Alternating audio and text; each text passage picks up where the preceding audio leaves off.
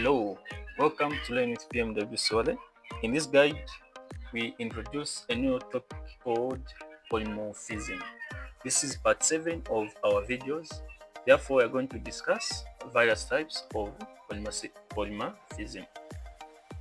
Alright, as we promised that, we will be looking at these parts.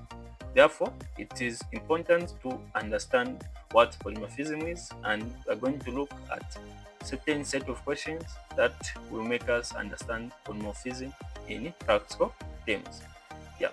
So polymorphism is important we understand inheritance for us to understand what polymorphism is. Right.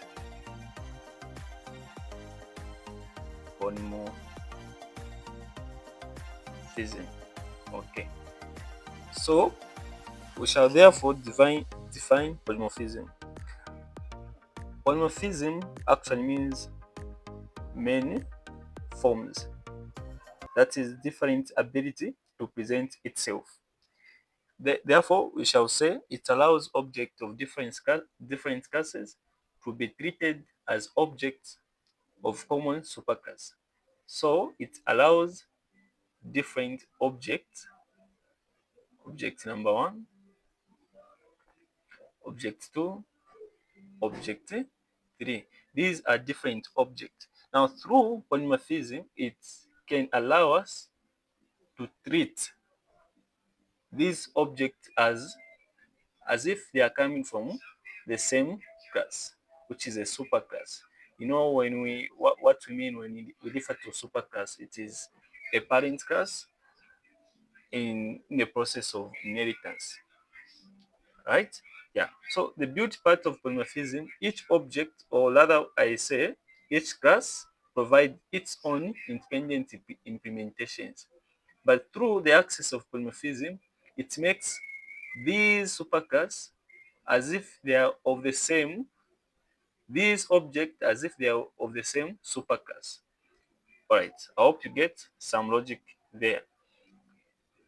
As I mentioned, it is important that we understand the parts of inheritance, and we have been talking over and over in part 6 of our videos. And in this guide, before we go to practical part, I also want to define or illustrate some 4 common types of polymorphism in Python. All right. So the first type of polymorphism that we should know while writing codes, it's called duck typing. All right, duck typing. The second one is called method overriding kind of polymorphism. The third, we shall refer it to operator overloading. And I believe these terms are not sounding strange because we have heard of them somewhere.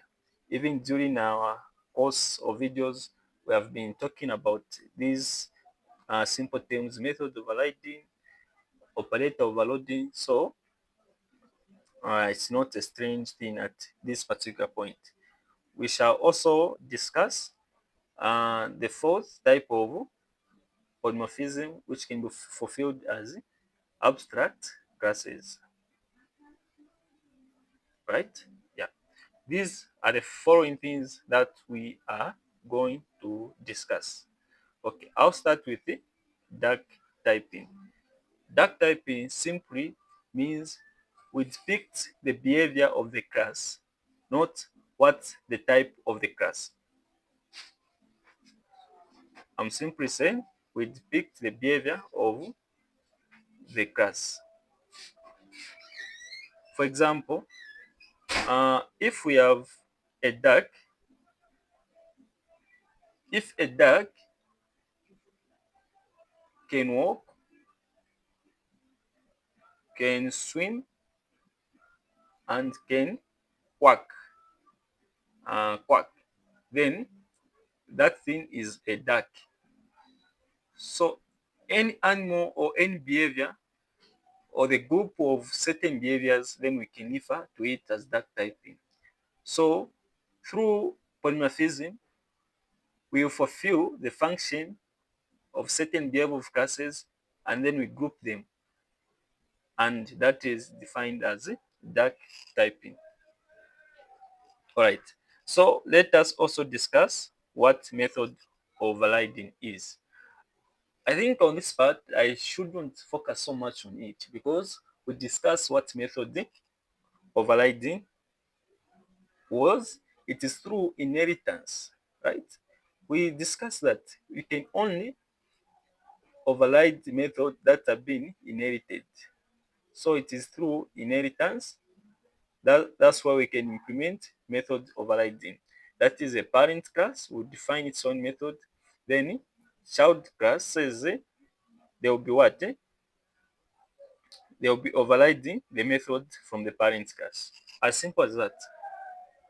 The importance of this session is to know that through method overriding, we will form polymorphism, and we are going to illustrate that. Then we are going to also discuss operator overloading. Operator overloading. Lucky enough, we never discussed what overloading was, so it will be best time while trying to showcase in polymorphism, we will also showcase what overloading is. So in basic terms for now, anything else to do with overloading is, so if the operator overloading and there's also something termed as method overloading. Okay, so in overloading, we simply means we may have the same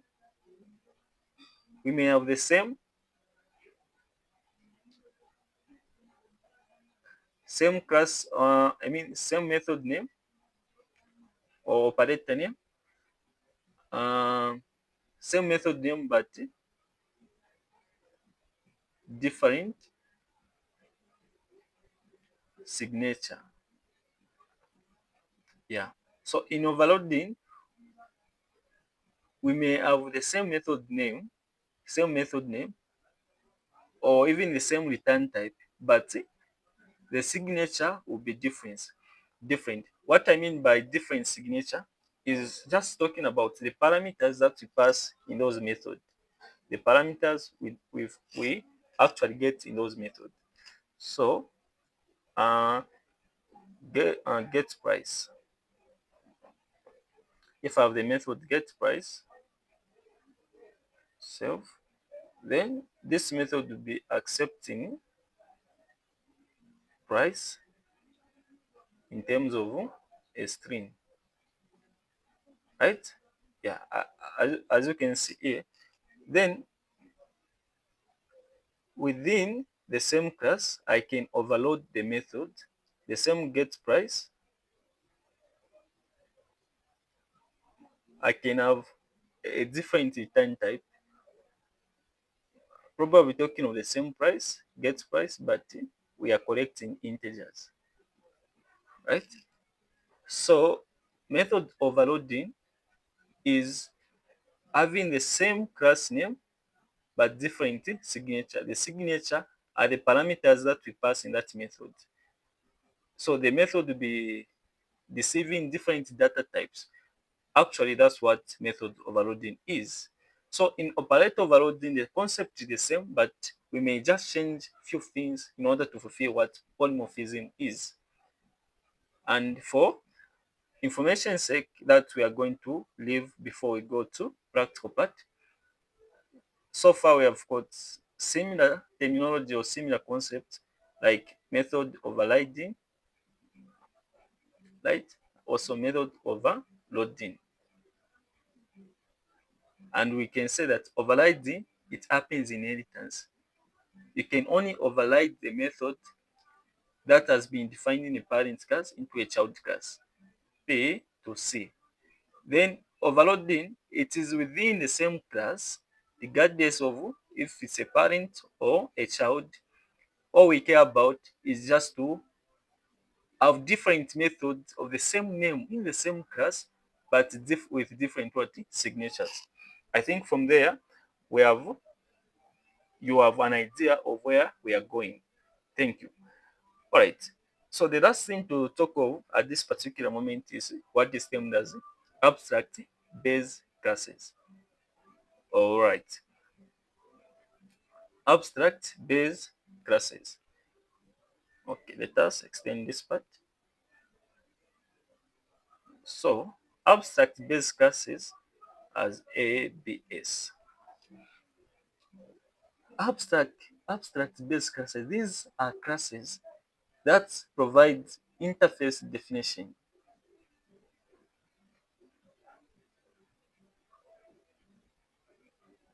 Interface definition. That is to say, we may have a class full of functions. This is a class, my bad. This is a class area. We may not refer it to as area. This is a class which may be called shape. Remember, I'm trying to clarify what interface are. This may be a class called shape. So this shape class may have different methods and different shapes. Triangle shape, triangle, rectangle. Imagine this to be method. Rectangle, circle. Okay.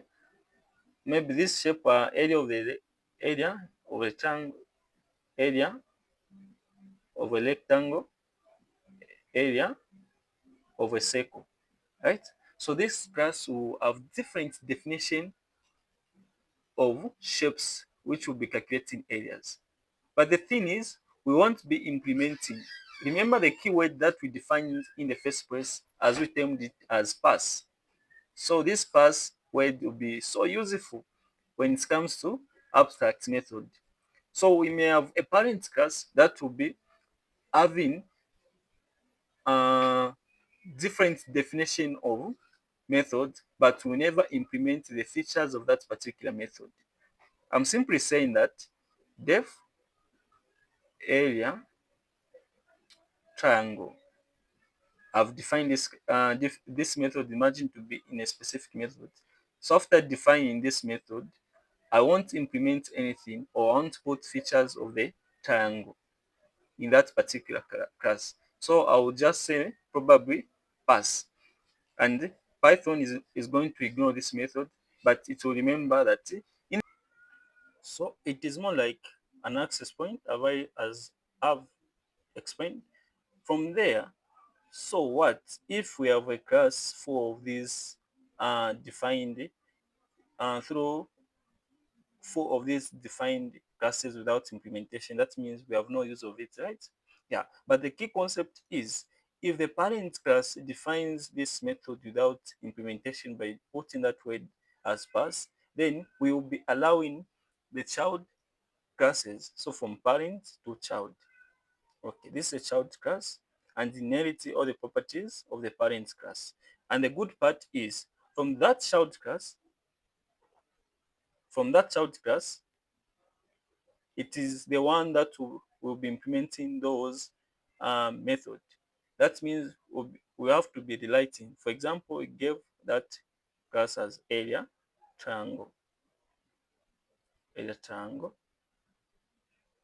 then self, like the method definition, just like the way it was in the parent class. Remember, in the parent, we had to pass the word, we had to put the word pass so that we put a now value. Now, in this child class, it's the one that is going to implement the all features of that triangle method so that it calculates the area of the triangle. That is all about abstract classes. From here, then, I hope you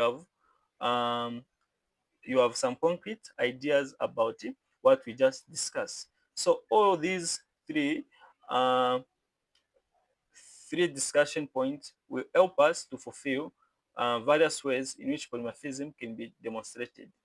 All right, we have talked so much. We are not talkative people, but we are people of concept. From there, let's now go into practical part. That is, let's try to answer these questions in order to fulfill what we have been talking. All right. So the first question is basic polymorphism. Create three unrelated class, unrelated, which is dog, cat, bird, each with a make sound. Each method will have a make sound. Write a function called animal sound that takes list of animals and calls make sound on each, demonstrating polymorphism. This is a very basic example, but it's important for us guys we go through this basic example so that we answer. After answering this, we can now go to such kind of difficult questions. Okay, I'll open an IDE and get this basic class. I've already opened this file, and I just want to comment the question so that we all be following. Okay, so let's read together the question. Basic polymorphism creates the unrelated class, which is dog, make sound, animal, write a function animal sound with an argument animals that takes list of animals and calls make a sound. This is the thing that we try to go through. Okay. Now, maybe there was one thing that I forgot, and maybe not necessarily forgot, it's part of the thing that fulfills polymorphism. So in Python, the one way we can implement polymorphism, there's a special method that we always be creating, and you should be remembering that kind of method, and we will demonstrate that method. All right. So we have been told to create a class dog.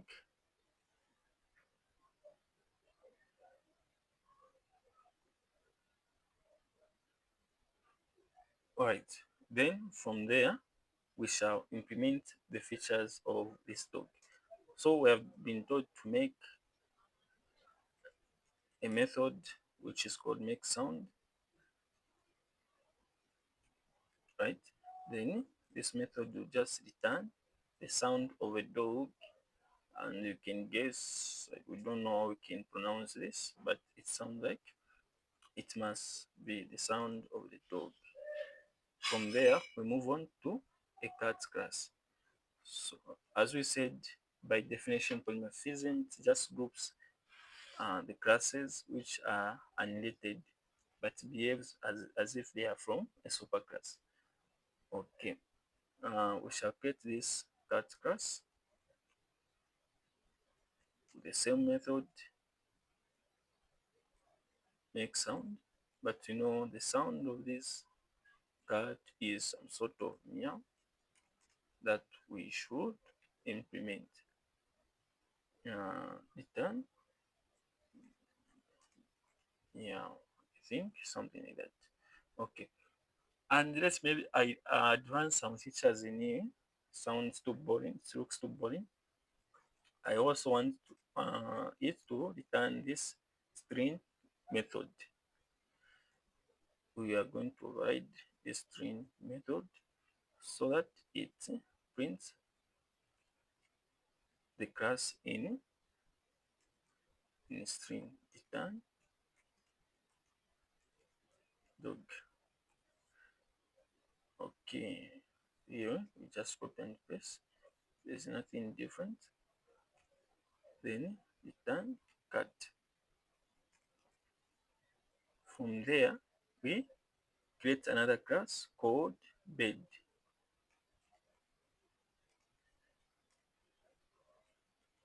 Okay, and then these things, they are just doing the same functions.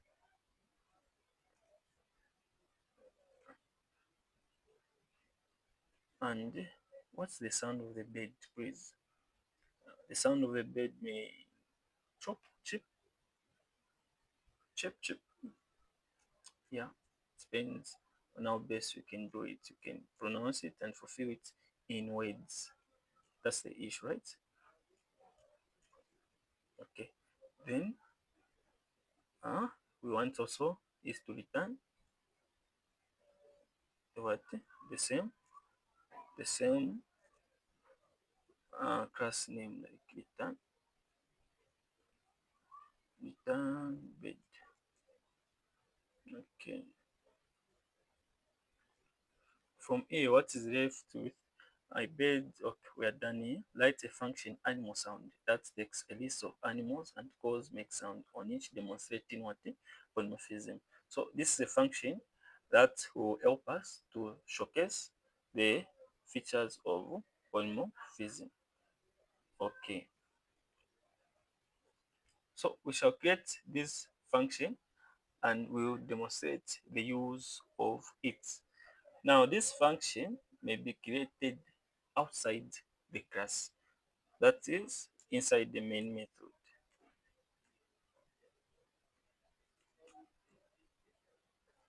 Okay, we shall name it animal sounds animal.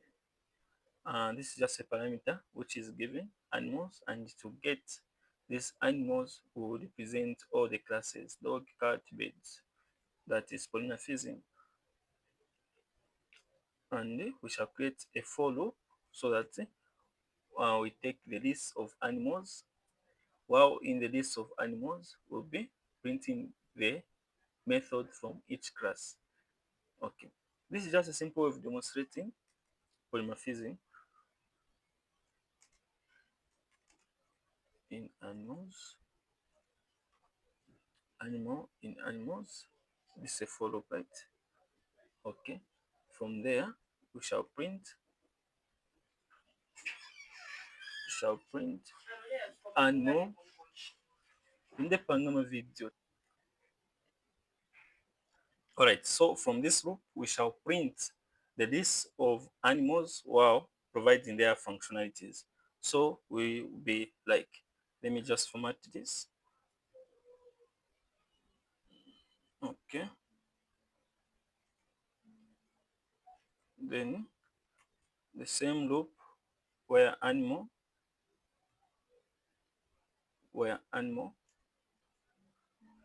and to print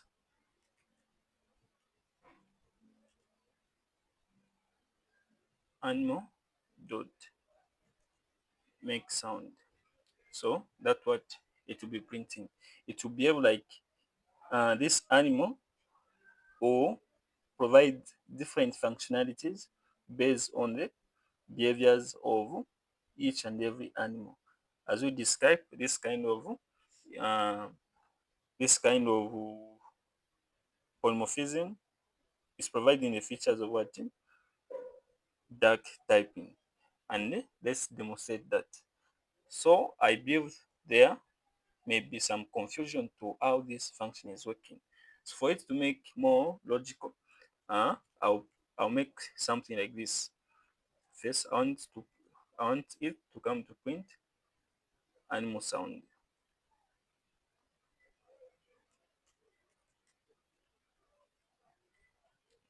Animal sound. So since this animal animals, it will be an object that will come. Now the way it will behave as if it is a list, so we'll be iterating. So we're going to make dog, cat and bird in a form of a list, so from which list we shall be printing make sound. That means the first iteration will catch a certain animal. If it's a dog, then it's in that dog we shall do dot make sound, right? Yeah.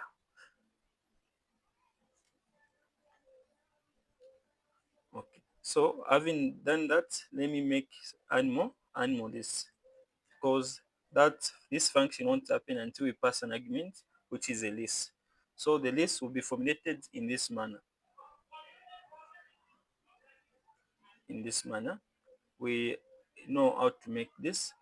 So the list will be the object that will be called directly in this list.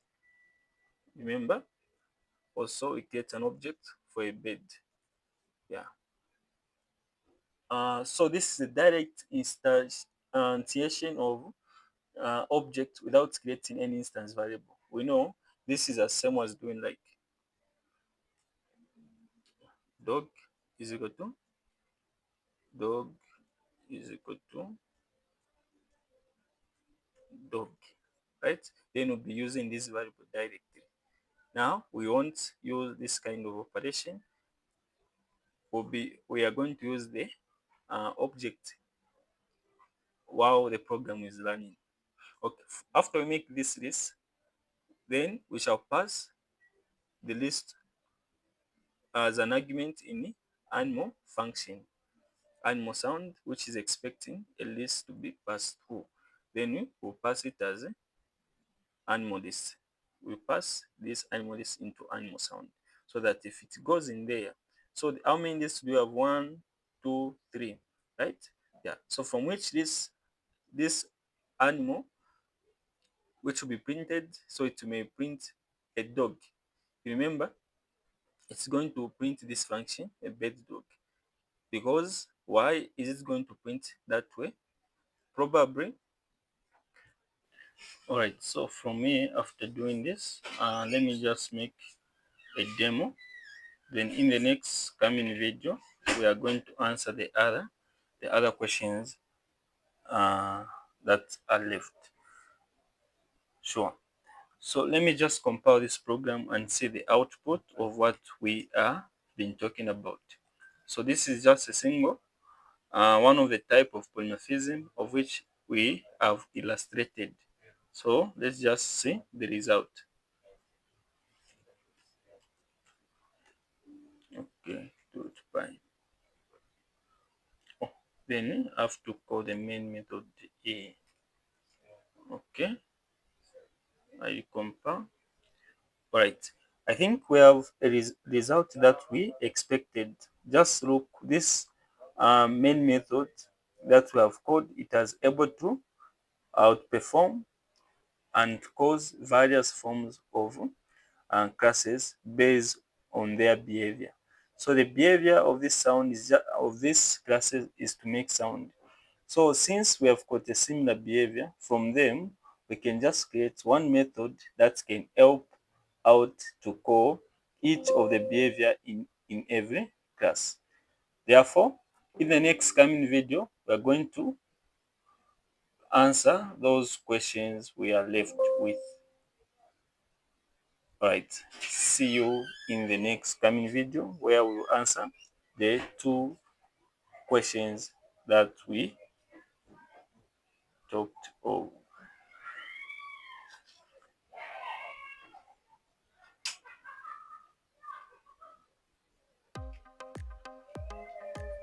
So in the coming video, we will answer these two left questions. Yeah. So we'll come to answer the payment processing. They have told us to design a payment processing system. Number one, it will implement the basic interface, the payment method with a process payment. Implementation, credit card, PayPal, bank transfer, mobile money. And we'll create a function that processes payment regardless of the payment method type. So that is to say, we'll have a method in a parent class that will be called payment method. Now, this payment method, regardless of what method we are going to use, we'll be calling this function as payment method. Yeah, the details will be left for implementation. That means there will be classes which will have specific kind of payment method, that is credit card, PayPal, bank transfer, and mobile money. In other words, this payment method is going to have and will act as an abstract class. Sure. Then we'll also come to deliver duck typing. We described duck typing in the first place, so we are just going to do the practical part. See you in the next video.